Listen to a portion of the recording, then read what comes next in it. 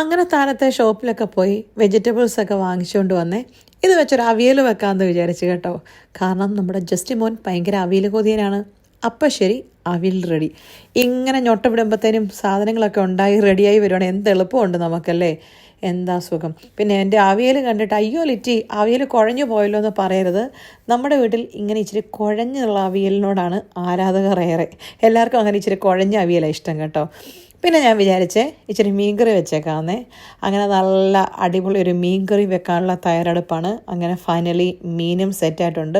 സത്യം പറഞ്ഞ് ഈ മീൻകറി കണ്ടപ്പം ഇച്ചിരി ഉണക്കക്കപ്പ വേവിച്ചതും കൂടെ ഉണ്ടായിരുന്നെങ്കിലോ എന്ന് ഞാനൊന്ന് ആശിച്ചു പോയി. അത്രയ്ക്കും അടിപൊളി മീൻകറിയായിരുന്നു. അതിപ്പോൾ ഞാൻ വെച്ചുകൊണ്ട് പറയല്ല കേട്ടോ.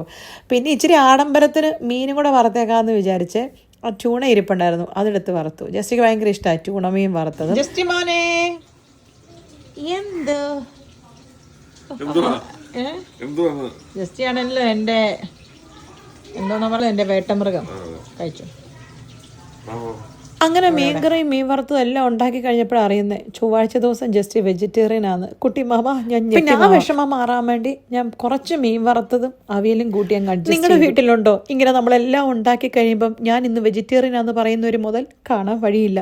എൻ്റെ വീട്ടിൽ മാത്രം. കാരണം ഇതുപോലൊരു മുതൽ ഭൂലോകത്ത് ഒരെണ്ണം മാത്രമേ കാണാൻ വഴിയുള്ളൂ. അതുകൊണ്ട് തൽക്കാലം നിങ്ങളൊക്കെ സേഫാണ്. അപ്പം ശരി, എന്നാൽ പോയേച്ചും വരാം.